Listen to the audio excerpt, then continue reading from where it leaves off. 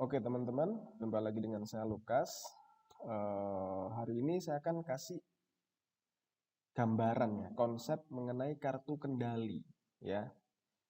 Kartu kendali ini terkait pembelian teman-teman. Jadi saya akan kasih dua model transaksi untuk kartu kendali ya. Yang pertama terkait pembelian dan yang kedua terkait penjualan ya. Kenapa saya pilih dua sampling ini? Karena menurut saya dua transaksi ini yang paling kompleks gitu ya, pembelian dan penjualan. Dan dua transaksi ini kaitannya adalah dengan pihak luar ya. Jadi perlu buat teman-teman yang handle klien itu untuk mengatur kartu kendali yang tepat gitu ya. Karena ada kaitannya dengan pihak luar gitu ya. Kalau pembelian berarti kan kaitannya dengan supplier, kalau penjualan kaitannya dengan customer. Nah, lalu untuk transaksi-transaksi lainnya seperti apa? Transaksi yang lainnya itu praktis hubungannya adalah dengan pihak internal, teman-teman. Ya, misal masalah pengeluaran kas untuk biaya ya, kas kecil misal, kemudian transaksi pemakaian barang internal, transaksi pindah gudang, transaksi job posting, itu semua adalah transaksi-transaksi yang terkait dengan internal perusahaan. Jadi praktis lebih mudah konsepnya untuk membuat kartu kendali. Ya, jadi dari kartu kendali yang saya jelaskan di sini, harapannya teman-teman bisa punya satu konsep utuh. Gimana sih teknik dalam membuat kartu kendali gitu ya. Untuk selanjutnya teman-teman bisa implementasikan di transaksi-transaksi yang lain ya, seperti yang saya sebutkan tadi, transaksi internal misalnya ya. Jadi saya kasih gambaran dua transaksi besar, pembelian dan penjualan. Oke. Kita start dari pembelian dulu teman-teman ya. Jadi pembelian ya, kita bicara pembelian. Ini di situ ya, transaksi pembelian. Oke, jadi pembelian ini teman-teman, kalau kita bicara runtutan transaksinya gitu ya, itu ada permintaan pembelian yang pertama. Oke, permintaan barang deh. Ya, itu dibuat dua rangkap teman-teman. Ya, kemudian ada PO, ada LPB, ada ya permintaan PO, LPB. Kemudian begitu LPB itu ada juga surat jalan supplier, itu biasanya juga dikirim ke kita gitu ya. Kemudian kalau ada retur juga bisa dipakai ya, retur pembelian ya. Sorry, ini oh iya benar, ini retur pembelian ya. Kemudian ada faktur internal ya.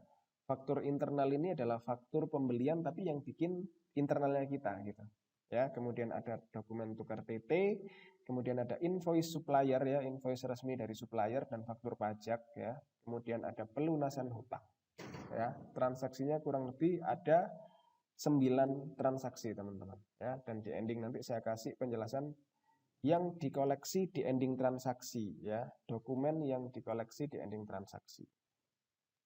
Nah, dokumen apa aja yang dikoleksi di ending transaksi. Nah, di sini ada masing-masing PIC teman-teman ya. Ada gudang, ada purchasing, ada finance, ada accounting, dan juga ada supplier ya. Ini PIC yang terlibat dalam satu proses pembelian ya. Yang ini yang atas adalah semua transaksi-transaksi yang dalam transaksi pembelian gitu ya. Kita akan bahas satu-satu teman-teman ya. Mulai dari permintaan barang dulu. Permintaan barang ini dibuat dua rangkap ya. Dua rangkap ini warna apa? Ada warna putih dan ada warna kuning ya. Jadi teman-teman, putih ini biasa saya kasih nomor 1 ya, kuning nomor 2, merah nomor 3 biasanya ya. Jadi putih ini kenapa nomor 1? Karena biasanya putih ini adalah untuk dokumen yang diperuntukkan bagi si pembuat dokumen gitu ya. Jadi artinya kalau putih di sini adalah permintaan barang ini dibuat oleh bagian gudang ya. Nomor 1 putih nomor 1 ya. Di sini putih nomor 1 dibuat oleh bagian gudang, tujuannya untuk dokumen arsip. Oke. Kemudian ada dokumen nomor 2, ini ada kuning. Nah, cuman kuning ini ada 2.1, ada 2.2. Nah, artinya gini teman-teman. 2.1 dan 2.2 itu saya kasih penjelasan bahwa dokumen tersebut itu berjalan gitu ya. Jadi dokumen kuning ini dari 2.1 di purchasing itu selanjutnya dikasihkan ke finance ya 2.2. Jadi dokumen kuning ini berjalan ke arah 2 PIC, maka ada 2 sampai 2.2. Kalau dia berjalan sampai ke 3 PIC berarti sampai 2.3 dan seterusnya. Tergantung seberapa banyak dokumen itu berjalan dari satu PIC ke PIC lain ya. Saya kasih penanda ini supaya teman-teman bisa mengikuti alur dokumennya seperti apa gitu ya. Oke, jadi dua rangkap yang pertama adalah putih dan kuning. Putih untuk gudang, kuning untuk purchasing ya. Jadi kuning di sini teman-teman saya kasih keterangan didapat dari gudang, selanjutnya diserahkan ke finance saat LPB dikasih ke gudang ya. Jadi diserahkan ke finance saat LPB sudah diterima ya. Jadi saat barang sudah diterima dan LPB sudah dibuat, ini dikasih ke finance. Sebelum itu tetap dipegang sama purchasing. Oke. Nah, kemudian selanjutnya adalah setelah permintaan sudah dibuat, maka PO dibuat. Ya, yang ini belum saya bahas ya. Yang ini belum saya bahas karena ini dokumen ending ya, yang 2.2 permintaan pembeli ya. Jadi ini diserahkan, ini di apa? Di arsip ketika selesai ya. Ini saya kasih tambahan deh. Ya, didapat dari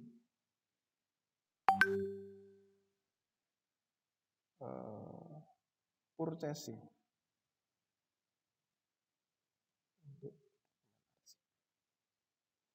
Oke.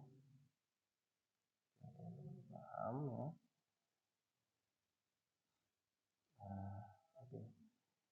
Selanjutnya, begitu permintaan pembelian sudah dibuat, permintaan barang sudah dibuat, maka selanjutnya adalah PO. PO yang membuat adalah teman-teman cek dokumen putih di mana ya. Dokumen putih pertama dibuat purchasing. Jadi PO dibuat purchasing. Dua rangkap juga ya, ada putih dan kuning. Sedangkan kuning ditaruh di gudang ya, 2.1.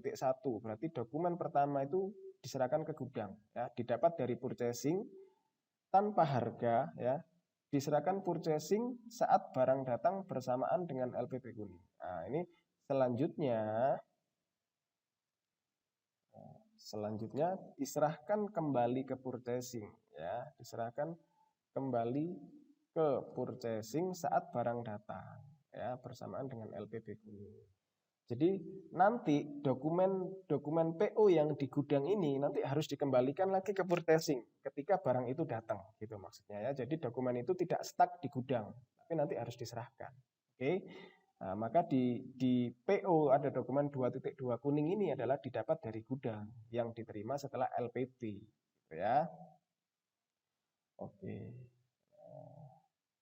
Kemudian setelah itu endingnya juga dokumen PO ini lari ke finance teman-teman ya. Jadi ini juga dapatnya dari finance ya.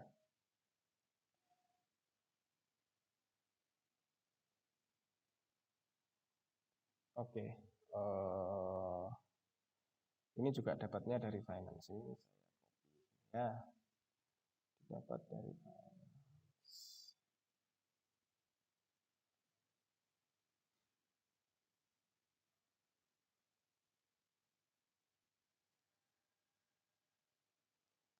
Oke ya.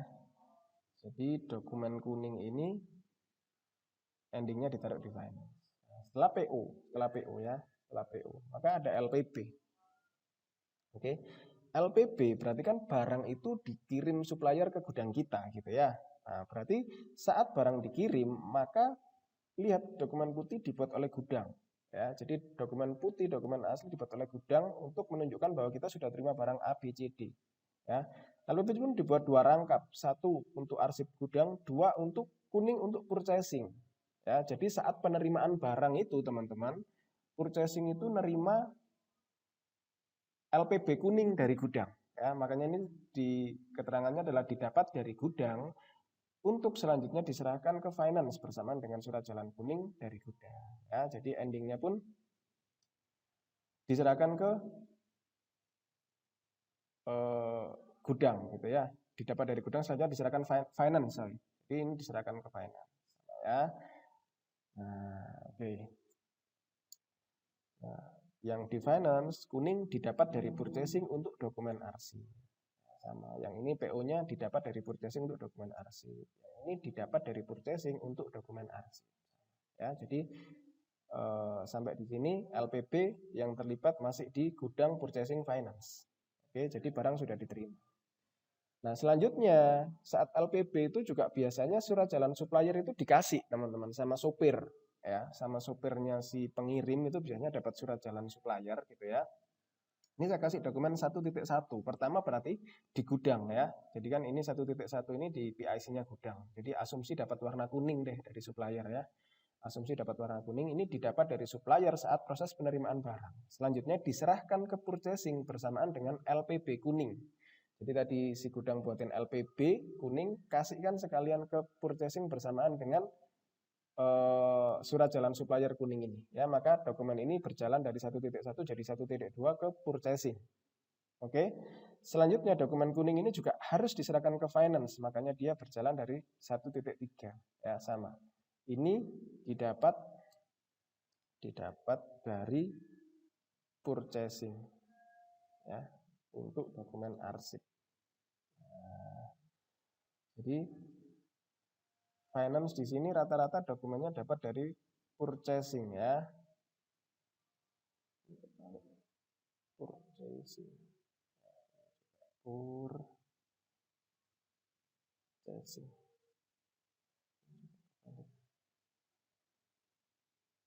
Purchasing ya. Surat jalan supplier clear, kemudian seandainya ada retur, misal teman-teman, retur ya. Maka retur ini dibuat 3 rangkap teman-teman ya. Yang pertama ya, dilihat dokumen 1 putih. Dibuat finance ya. Kenapa retur ini yang buat finance? Supaya tahu retur tersebut dipotongkan dengan faktur yang mana. Gitu teman-teman ya. Ini jika ada retur ini kan case yang bisa ada bisa enggak gitu ya. Tapi seandainya ada, yang buat adalah finance ya, supaya tahu retur tersebut dipotongkan dengan faktur mana. Kemudian dokumen kuningnya diserahkan ke purchasing ya. Sebagai dasar ya, ini didapat dari finance sebagai dasar penyampaian kepada supplier untuk info ke supplier bahwa kita ada retur barang ABCD gitu. Ya, bahwa kita ada retur. Kemudian yang merah ya, didapat dari finance sebagai kontrol pengurangan stok di gudang. Jadi merah diserahkan ke gudang sebagai dasar pengurangan stok. Ya, jadi dokumen ini tidak jalan ya karena hanya 1, 2, 3 tidak ada titik. Jadi kalau dokumen 1, 2, 3 berarti stuck di situ. Tapi kalau ada 1.1 berarti dia akan jalan. 1.2 dia akan jalan. Gitu ya. Oke, retur clear ya. Kemudian ada faktur internal ya. Jadi faktur internal ini faktur yang kita buat sendiri untuk pengakuan hutang ya. Jadi kan kalau program itu butuh diakui di faktur supaya ada pengakuan hutangnya. Jadi kita tetap perlu buat faktur internal ya, dibuat 1 rangkap aja buat finance sendiri karena yang input juga finance hanya untuk dokumen arsip. Ya. Oke, selanjutnya ada tukar TT teman-teman ya. Jadi setelah faktur dibuat itu dalam proses pembayaran itu perlu ada yang namanya tukar TT. Ya, tanda terima itu untuk menjadwalkan pembayarannya kapan ya, supaya pembayarannya itu bisa terjadwal rapi gitu ya. Biasanya kalau perusahaan 1 minggu 2 kali tukar TT, misal hari Selasa sama Jumat misal, nah itu bisa diatur tergantung klien masing-masing gitu ya. Tukar TT dibuat 2 rangkap, yang buat adalah finance ya, putih sebagai dokumen arsip dan kontrol jadwal pembayaran. Dan dokumen 2 warna kuning ya diserahkan buat supplier ya. Jadi didapat dari finance saat melakukan penagihan ya ini ya. Jadi supplier ini dapat dari finance saat melakukan penagihan dengan membawa invoice resmi supplier beserta faktur pajak. Kalau itu PPN ya, PKB ya. Jadi saat tukar TT supplier itu bawa faktur pajak dan invoice ya, kemudian dia dikasih tukar TT. Nah, maka di sini ada dokumen invoice supplier dan faktur pajak 1 rangkap. Nah, itu yang ngarsip adalah si finance ya. Didapat dari supplier saat melakukan proses tukar TT. Nah, ya. Nah, selanjutnya adalah pelunasan hutang. Ya, setelah sudah tukar TT, tiba jatuh tempo pembayaran, maka melakukan pelunasan hutang. Dan dokumen dan pelunasan hutang itu dibuat 1 rangkap ya, dan itu diarsip sendiri oleh bagian finance, teman-teman ya. Jadi dokumen finance untuk pelunasan ini hanya 1 rangkap untuk dokumen arsip. Oke. Nah, teman-teman sampai di sini kita sudah punya ya dokumen ending ya, dokumen yang dikoleksi di ending transaksi seperti apa. Gitu ya. Jadi kita akan bahas satu-satu Ya, mulai dari dokumen yang pertama, gudang itu ngarsip apa aja sih gitu ya. Gudang ini punya permintaan pembelian putih. Ya, kalau dicek di sini adalah putih ya, permintaan pembelian putih ya untuk arsip gudang. Selanjutnya adalah LPB putih ya. Di sini LPB putih juga punyanya gudang ya. Kalau yang PO kuning ini enggak ya. Meskipun di sini tertulis PO kuning tapi ini dokumennya berjalan ya 2.1 ya. Jadi dokumennya diserahkan ke purchasing ini keterangannya. Jadi tidak termasuk dokumen ending yang dikolek gudang gitu ya. Jadi hanya permintaan putih, LPB putih ya dan retur merah. Ya, semua ini adalah dokumen-dokumen yang terkait dengan gudang teman-teman. Kenapa ada permintaan, ada LPB supaya tahu bahwa dia sudah punya permintaan dan sudah ada barang terima. Jadi artinya permintaan itu sudah tidak aktif gitu loh. Nah, kemudian ada retur sebagai dokumen kontrol kalau dia ada stok yang diretur gitu. Ya. Itu dokumen. Jadi dokumen ending ini juga harus dipikirkan gitu ya. Harus dipikirkan kegunaannya itu apa sih? Kok dia harus punya dokumen ending ini gitu. Kalau seandainya tidak perlu, tidak usah gitu. Makanya di sini saya kasih rangkap-rangkap ini adalah rangkap-rangkap yang paling minimal teman-teman, yang harus ada gitu ya. Ya, nanti di ending saya kasih penjelasan lebih jauh gitu ya. Jadi tapi minimal itu harus rangkap-rangkapnya harus ini. Gitu ya. Rangkap-rangkapnya harus ini. Oke, kemudian purchasing ya. Dokumen endingnya adalah PO putih dan retur kuning. Ya. Cek ya, purchasing ya, permintaan barang dia tidak ngarsip karena dia dokumen ini dokumen jalan ya. PO putih ya, dia ngarsip. Oke. LPB dokumen jalan, surat jalan supplier dokumen jalan, retur beli ya, dokumen kuning. Dia ngarsip ya, selanjutnya tidak ada. Jadi ini hanya PO dan retur ya sebagai dasar informasi untuk komunikasi dengan klien ya. Kalau PO kan beli, kalau retur berarti menginfokan retur sama supplier gitu. Nah, selanjutnya purchasing, apa dokumen endingnya? Dokumen ending purchase finance, sorry. Dokumen ending finance. Nah, ini paling banyak di finance, teman-teman. Kenapa? Karena endingnya finance ini yang harus melakukan pembayaran. Jadi dia harus memastikan semua dokumen komplit sebelum dilakukan pembayaran. Makanya semua dokumen akan masuk ke finance pada akhirnya gitu ya. Kalau dicek, coba yang pertama, permintaan barang dia dapat dari purchasing untuk dokumen arsip ya. Ini dokumen jalan tapi endingnya berhentinya di finance ya, tidak ada 2.3-nya ya, terakhir 2.2. Oke. Kemudian PO ya, PO pun endingnya finance dapat dari purchasing ya. Endingnya dapat dari purchasing ya, 2.3 terakhir ya. LPB juga endingnya dapat dari purchasing ya. Setelah gudang ngasih ke purchasing, endingnya sama purchasing dikasihkan semua ke finance gitu ya. Jadi purchasing ini meskipun kelihatannya dia terima dokumen banyak, itu hanya sebagai dokumen transit gitu ya. Dia hanya ngarsip sementara, endingnya kalau sudah komplit itu diserahkan ke finance semua. Ya.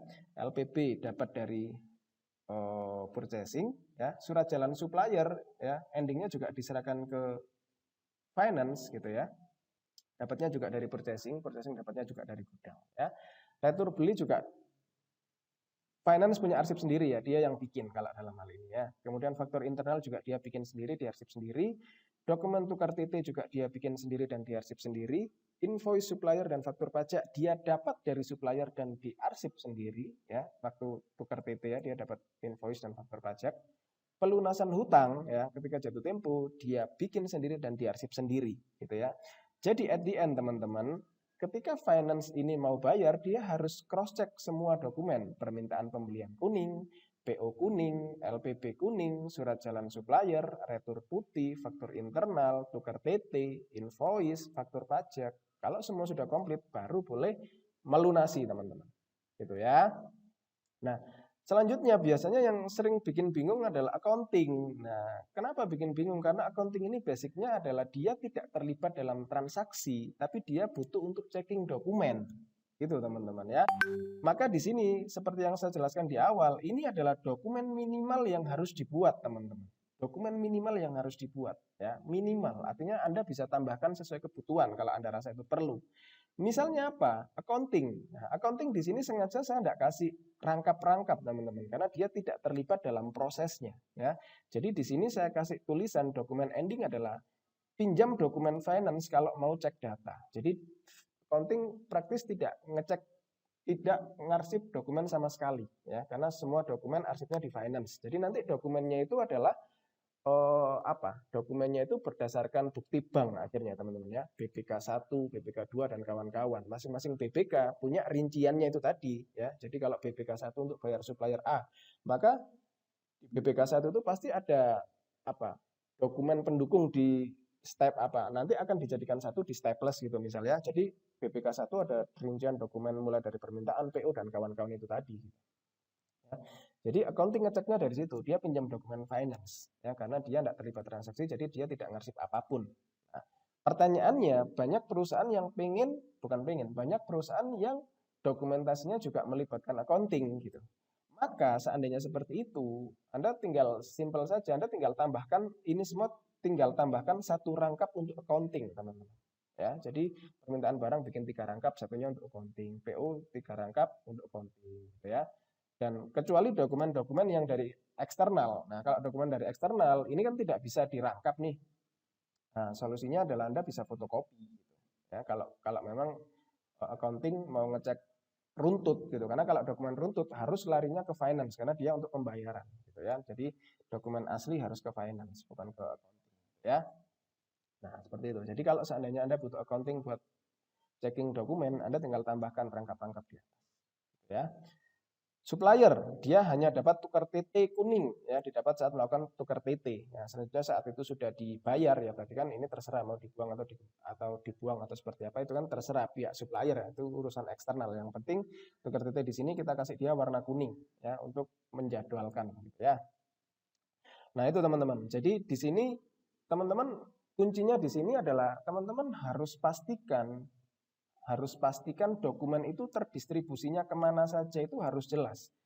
Kemudian lalu lintas dokumennya lari kemana saja itu harus jelas.